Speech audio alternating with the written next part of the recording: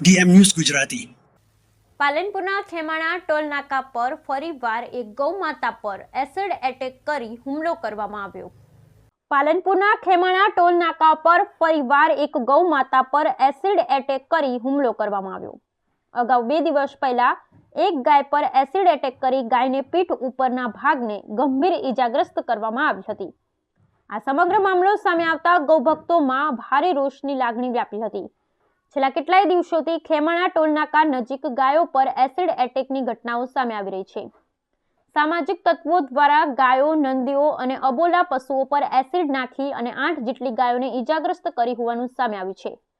વારંવાર આ બનતી ઘટનાને ધ્યાને લઈ ગૌભક્તો મોટી સંખ્યામાં એકત્ર થયા હતા અને આ ઘટનાની પાલનપુર તાલુકા પોલીસને જાણ કરી હતી। ત્યારબાદ ફરીથી 2 દિવસ પછી એક ગાય પર કોઈ અજાણ્યા ઈસમો દ્વારા એસિડ એટેક કરી હુમલો કરતા ગૌ પ્રેમીઓમાં ભારે આક્રોશ જોવા મળ્યો હતો અને આવી માનસિકતા ધરાવતા લોકો કે જેઓ અબોલા પશુઓ પર નિર્દય અત્યાચાર કરી રહ્યા છે તેની સામે કાયદેસરની કાર્યવાહી કરી એમને કડકમાં કડક સજા કરવામાં આવે એવી ગૌ પ્રેમીઓમાં માંગ કરી હતી। રાજકોટ જિલ્લાના ધોરાજીના ખેડૂતોએ ભાદર 1નું પાણી રવિ પાકની સિંચાઈ માટે કેનાલોમાં પાણી છોડવાની માંગ સાથે ભાદર 1 ડેમના અધિકારીઓને આવેદનપત્ર આપ્યું। રાજકોટ જિલ્લાના ધોરાજીના ખેડૂતોએ આપ્યું આવેદનપત્ર। ભાદર 1 સિંચાઈ અધિકારીને આપ્યું આવેદનપત્ર। ભાદર 1નું પાણી રવિ પાક સિંચાઈ માટે કેનાલમાં છોડવાની માંગ સાથે આપ્યું આવેદનપત્ર। કેનાલની તાત્કાલિક સફાઈ કરી અને કેનાલનું અને કેનાલથી તોરણિયા પરબડી તરફ જતા રસ્તાનું રિપેરિંગ કરવાની માંગ સાથે આપ્યું આવેદનપત્ર। કેનાલનું અમુક ભાગ તૂટી ગયેલ હોય જેથી કેનાલમાંથી પાણીનો બગાડ થશે અને કેનાલમાં પાણી છોડાતા પહેલા કેનાલનો રસ્તો રિપેર કરવા અને કેનાલની સફાઈ અને રિપેરિંગ કરવાની માંગ સાથે આપ્યું આવેદનપત્ર। હરસુખભાઈ દેવરાજભાઈ, ધોરાજીથી પરબડી જતા માર્ગની અંદર જે કેનાલના પાણી આવે છે 19 અને 21ના પોલના પાણી ખેડૂત બગાડી અને કેળામાં આપે નાખે છે, એ કેળો રિપેર કરવા માટે પાણીની સપ્લાય એને બંધ કરવી આવી અરજી અમે ઇરિગેશનમાં આપેલી છે અને તો ઇજનેર સાહેબને સૂચના આપે ખેડૂતને કે પાણી બગાડ ન કરે અને કેનાલ રિપેર કરાવી અને ઝડપથી પાણી છોડે એવી માગણી, પાણી કાઢે અને દંડ કરો અથવા એના ફોરમ રદ કરે એવી અમારી માગણી છે। કેળામાં હલાય નહીં એવી પરિસ્થિતિમાં પાણી આવે છે એટલે આ ખેડૂતને કાયમ ભોગવવાનું છે। 35 ખાતેદારને એ કેળામાંથી હાલવાનું થાય છે જેથી કરીને આ સત્વરે આનો નિર્ણયને ઉકેલ લઈ આવે। અંટાળા અમિત કરશનભાઈ અંટાળા, ધોરાજીથી તોરણિયા નાની પરબડીનો માર્ગ, જે કેનાલનું પાણી કેનાલ છૂટે એટલે પાણી એમાં બહુ નીકળે છે, જે તે પોલ આવતા હોય તે પોલમાંથી પાણી નીકળે છે। કેળામાં હાલવા જેવી પોઝિશન રહેતી નથી। જો કેળામાં અમારે વાવેતર કરવા જવું હોય તો પણ કેળામાં હલાતું નથી એવી પોઝિશન થઈ જાય છે। જેથી અમે નાયબ ઇજનેર કચેરીને આવેદનપત્ર આપીને સૂચના આપી કે આ પાણીનો બગાડ ના થાય અને વ્યવસ્થિત પાણી વરે એ માટે એના ઇજનેરોને સૂચના આપે અને કેનાલ તાત્કાલિક છોડી અને જે ખેડૂતને સહકાર આપી અને તાત્કાલિક કેનાલ છોડવા બાબતે અમે રજૂઆત કરેલ છે। ઉપલેટા સર્કિટ હાઉસ ખાતે આમ આદમી પાર્ટી દ્વારા એક મીટિંગનું આયોજન કરવામાં આવ્યું। ઉપલેટા સર્કિટ હાઉસ ખાતે આમ આદમી પાર્ટી દ્વારા એક મીટિંગનું આયોજન કરવામાં આવ્યું। ઉપલેટા આમ આદમી પાર્ટી દ્વારા મીટિંગ બોલાવવામાં આવી। આવનારી નગરપાલિકાની ચૂંટણી વિશે ચર્ચા કરવામાં આવી। મીટિંગમાં ખાસ પધારેલ ઈશુદાનભાઈ ગઢવી આમ આદમી પાર્ટીના સભ્યો હાજર રહ્યા। બાબા સાહેબ આંબેડકરના બંધારણ દિવસ અને આમ આદમી પાર્ટીનું સ્થાપના દિવસ બધા સભ્યો અને કાર્યકરો સાથે મળી પેડા ખાઈ મોં મીઠા કર્યા હતા। આ મીટિંગમાં આમ આદમી પાર્ટીના હોદ્દેદારો તેમજ સભ્યો ઉપસ્થિત રહ્યા હતા। રવિ સિઝનમાં કુંડળિયા કેનાલ કોરીકટ રહેતા ખેડૂતો આવ્યા ગુસ્સામાં, પાણી મુદ્દે અધિકારીઓના ઉધડા લેતા ખેડૂતો। રવિ સિઝનમાં કેનાલ કોરીકટ રહેતા ખેડૂતોમાં ગુસ્સો, કુંડળિયા કેનાલમાં પાણી મુદ્દે અધિકારીઓને ઉધડે લેતા ખેડૂતો। 1 માસથી કામગીરીનું બહાનું કાઢી પાણી મુદ્દે અપાતો હતો લોલીપોપ, નવીન ગેટનું બહાનું ધરી બોલાતું હતું જૂઠ, જેનો ખેડૂતોએ કર્યો પર્દાફાશ। ખેડૂત અને અધિકારી વચ્ચે રકઝકનો વિડીયો વાયરલ। રવિ સિઝનમાં પાણીની જરૂર હોવા છતાં કેનાલમાં પાણી ન આવતા ખેડૂતોમાં આક્રોશ। ધાનેરામાં ટિક્કરખોરોને ખુલ્લું મેદાન મળ્યું હોય તેવા દ્રશ્યો સામે આવી રહ્યા છે। સરકારી હોસ્પિટલ પાસે રાત્રિના સમયે માટીનો ઢગલો કરી ફૂલ નાખી અને તેના પર સફેદ કપડા પર મટકી મૂકવામાં આવી। સવારે લોકોની નજર પડતા લોકોમાં આ ચર્ચાનો વિષય બન્યો. ધાનેરામાં ટીખળખોરોને ખુલ્લું મેદાન, સરકારી હોસ્પિટલ પાસે માટીનો ઢગલો બનાવી ફૂલ નાખી સફેદ કપડાની ઉપર મટકી મુકાઈ. સવારે લોકોને નજર પડતા લોકોમાં ચર્ચાનો વિષય, રસ્તા પર કબર બનાવી કે તાંત્રિક વિધિ કરાઈ સવાલ ચર્ચાતો. સફાઈ કર્મચારીઓ આખરે કચરામાં ભરી કર્યો નિકાલ, ભર બજારે આવી હરકત કરનાર કોણ? સવાલ બન્યો ચર્ચાના એરણે. મોડી રાત્રે આ ક્રિયા કોણે કરી ગયું એ તપાસનો વિષય. આદિવાસી સમાજના વિદ્યાર્થીઓ અને વિદ્યાર્થિનીઓને આ દિવસ સુધી જે સ્કોલરશીપ મળતી હતી તે રાજ્ય સરકાર અને કેન્દ્ર સરકાર દ્વારા બંધ કરી દેવામાં આવી છે, જેને લઈ અમીરગઢ વિસ્તારના ધારાસભ્યની આગેવાનીમાં સ્થાનિક વિદ્યાર્થીઓ અને વાલીઓએ વિરોધ નોંધાવી અને અમીરગઢ મામલતદારને આવેદનપત્ર આપી અને આ સ્કોલરશીપ ફરી ચાલુ કરવામાં આવે તેવી માંગ કરી હતી.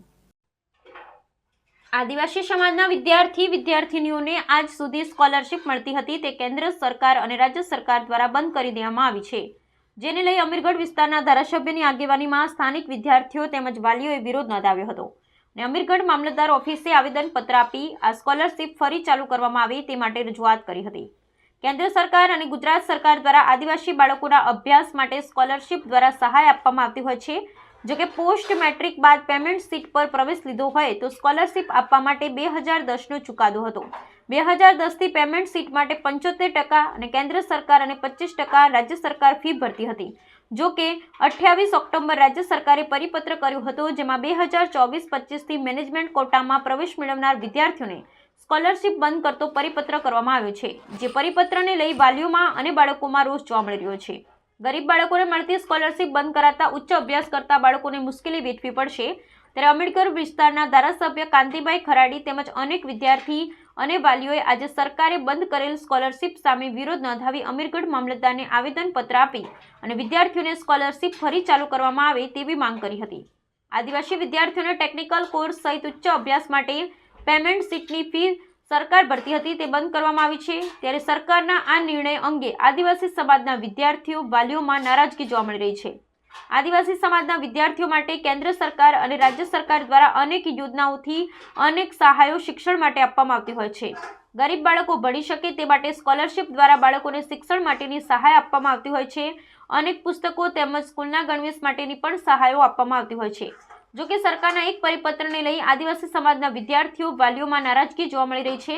તેમનું કહેવું છે કે ગરીબ વાલીઓના બાળકો ઉચ્ચ શિક્ષણ મેળવી શકે તે માટે સરકાર જે સહાય આપતી હતી તે બંધ કરી દેશે તો ગરીબ બાળકો અભ્યાસ નહીં કરી શકે અને આવનારા સમયમાં તેઓ શિક્ષણથી વંચિત રહેશે, ત્યારે સરકારે આ સહાય ચાલુ રાખવી જોઈએ તેવી માંગ કરી રહ્યા છે.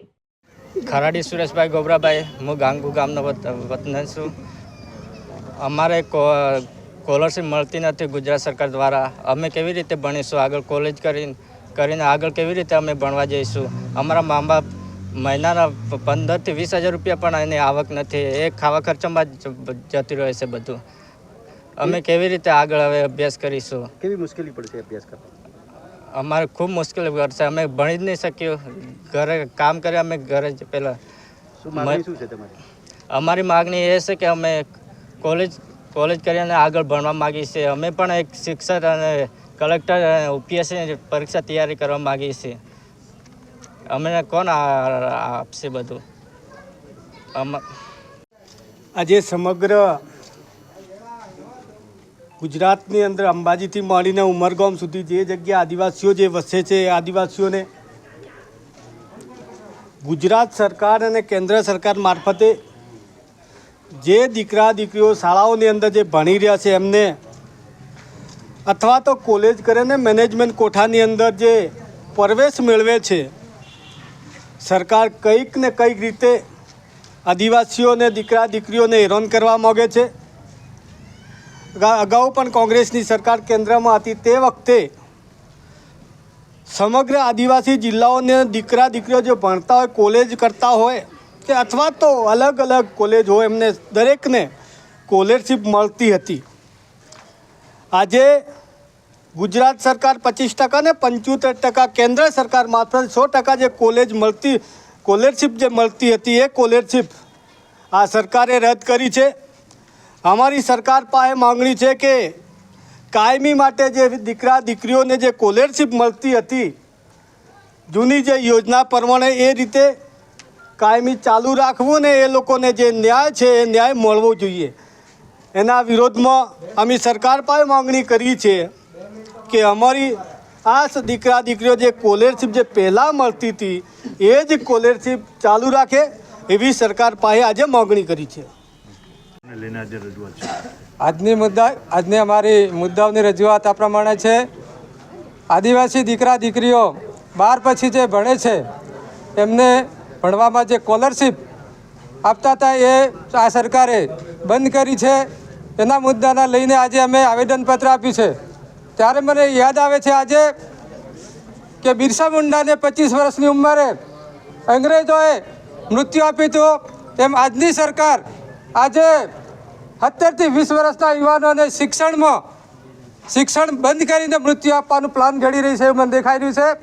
ત્યારે સમગ્ર આદિવાસી વિદ્યાર્થીઓને, વાલીઓને વિનંતી કરું છું, સરકારને વિનંતી કરું છું કે આ રીતે આદિવાસીઓનો અન્યાય ચલાવી લઈશું નહીં અને આગામી દિવસોમાં લાંબા ગાળે અમે આયોજન કરીને અમે લડીશું, જીતીશું. બસ એ જય હિન્દ, જય ભારત. આ શિષ્યવૃત્તિ ના મળવાથી વિદ્યાર્થીઓને કેવી મુશ્કેલી પડશે? આ શિષ્યવૃત્તિ ન મળવાથી આજે અમારી આદિવાસી સમાજ પાસે કોઈ લાખ રૂપિયા ભરીને ભણવાની તાકાત નથી, જેથી આ 18 થી 20 વર્ષના વિદ્યાર્થીઓ બધા રખડી જશે અને ભણ્યા વગર રહેશે. અને જે સરકાર વિકાસની વાતો કરે છે એ વિકાસ થવાનો નહીં પણ આદિવાસીઓનો વિનાશ થવાનો છે. થરાદ વાવ દશનામ ગોસ્વામી સમાજ દ્વારા દેવદરબાર જાગીર મઠના મહંત સામે કાર્યવાહી કરવાની માંગ સાથે આવેદનપત્ર પાઠવ્યું. થરાદ વાવ દશનામ ગોસ્વામી સમાજ દ્વારા દેવદરબાર જાગીર મઠના મહંત સામે કાર્યવાહી કરવાની માંગ સાથે આવેદનપત્ર પાઠવ્યું. થરાદ વાવ દશનામ ગોસ્વામી સમાજ દ્વારા દેવદરબાર જાગીર મઠના મહંતની વાણી વિલાસ સામે સમાજમાં રોષ ભભૂકી ઉઠતા પ્રાંત કચેરી ખાતે રેલી સ્વરૂપે આવેદનપત્ર પાઠવી કાયદેસરની યોગ્ય કાર્યવાહી કરવા માંગ કરવામાં આવી છે. કાંકરેજ તાલુકાના ગંગાપુર ગામે આવેલ થળી મઠના મઠાધિપતિ મહંત શ્રી જગદીશપુરી બાપજી તારીખ 19 નવેમ્બર 2024ના રોજ દેવલોક પામેલ, જેમાં દેવદરબાર જાગીર મઠના મહંત બળદેવનાથ ઉપસ્થિત રહી દેવલોક પામેલ મહંત શ્રી જગદીશપુરી બાપજીની અંતિમ યાત્રામાં માત્ર તેમના પરિચિત માણસોને સાથે રાખી સમાધિ આપવામાં આવી હતી. ત્યારબાદ થળી મઠનો કબજો હાંસિલ કરવા તેઓના કોઈ શાગરિત માણસને મહંત તરીકેની પદવી સુપ્રત કરી ગાદી સોંપવામાં આવતા થળી મઠને લગતા ગામો સહિત દશનામ સમાજ બંધુઓને નવીન જાહેર કરેલ મહંત માન્ય નહીં હોવાથી દશનામ ગોસ્વામી સમાજમાંથી મહંત રાખવાનું કહેતા મામલો બીચક્યો હતો, જેમાં બળદેવનાથ દેવદરબાર જાગીર મઠના મહંત હોવા છતાં ગોસ્વામી સમાજ સામે બળવો કરવાની તૈયારીઓ દર્શાવી અભદ્ર તેમજ અશોભનીય વાણી વાપરતા જેનો વિડીયો સોશિયલ મીડિયામાં વાયરલ થતા સમગ્ર રાજ્યમાં દશનામ ગોસ્વામી સમાજમાં રોષ ભભૂકી ઉઠ્યો છે. ત્યારે રાજ્યના દરેક જિલ્લા તેમજ તાલુકા વાઇઝ ગોસ્વામી સમાજ દ્વારા આવેદનપત્ર પાઠવી બળદેવનાથ ગુરુ શ્રી વસંતનાથ દેવદરબાર મઠના મહંત સામે કાર્યવાહી કરવા માંગ કરવામાં આવી છે. ત્યારે થરાદ વાવ દશનામ ગોસ્વામી સમાજ બંધુઓ દ્વારા બળદેવનાથ સામે યોગ્ય પગલાં ભરી કાયદેસરની કાર્યવાહી કરવાની માંગ સાથે પ્રાંત કચેરી ખાતે સી રિશ્તેદારને આવેદનપત્ર પાઠવ્યું હતું, જેમાં રમેશગીરી બુઢનપુર, ગોવિંદ ભારતી ચાંગડા, રઘનાથગીરી ચાંદલા, દિનેશગીરી વાવ સહિત ગોસ્વામી સમાજના યુવા મિત્રો હર હર મહાદેવના નાદ સાથે રેલી સ્વરૂપે પ્રાંત કચેરી ખાતે આવી દેવદરબાર મહંત સામે રોષ વ્યક્ત કર્યો હતો. દશનામ ગોસ્વામી સમાજ પરગણાઓમાં નિમ કરેલ ઘરડિયા આગેવાનોની ફરજ બનતી હોવા છતાં જાણે આ બાબતે મોઢું સિવાય ગયું હોય તેમ ચૂપ બેસી રહેતા સમાજ બંધુઓમાં અનેક ચર્ચાઓ સાથે નારાજગી વ્યક્ત કરવામાં આવી રહી છે. નવા મંત્રની નિમણૂક કરવામાં આવે છે. એ સત્તા દેવદરબાર મંતની છે અને મારી થળી જાગીર મઠ મારું છે, મારું રહેશે. આકાશ ને પતાળ એક થઈ જશે તો ઘરબારી પાવાનું કોઈ પણ આમાં કશું લાગવાનું અને એમનો કોઈ ઇલાજ હોય, કોઈ કાગળ લાગે, કોઈ પુરાવો લાગે તો ચાલો દેવદરબાર સુધી એમને આપી દેવું. તમારું બાવાનું આમાં છે શું લે મને એ પહેલું તો તમે ખબર પાડો. કેમ કે હરિપુરી મહારાજ જ્યારે મણિપુરી દેવ થઈ ગયા એ વખતે હરિપુરીને દેવદરબારથી મેળવામાં આવેલા છે. બાકી આજે દેવદરબારનું છે અને દેવદરબારનું જ રહેવાનું છે. એ ઊંચેથી નીચે પડે તો કોઈ દાડો એમનું કોઈ થવાનું તો નથી.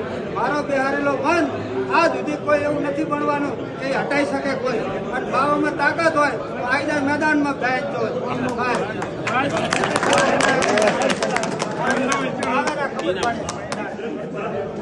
ધાનેરા પોલીસ સ્ટેશન દ્વારા લોન મેળાનું આયોજન કરાયું.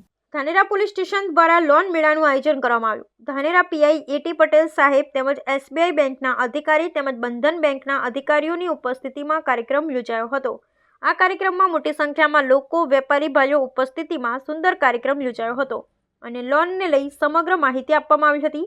તેમજ વ્યાજખોરો દ્વારા કોઈપણ પ્રકારની પઠાણી ઉઘરાણી કરતા હોય તો પોલીસનો પણ સંપર્ક કરવા પીઆઈ સાહેબે જણાવ્યું હતું.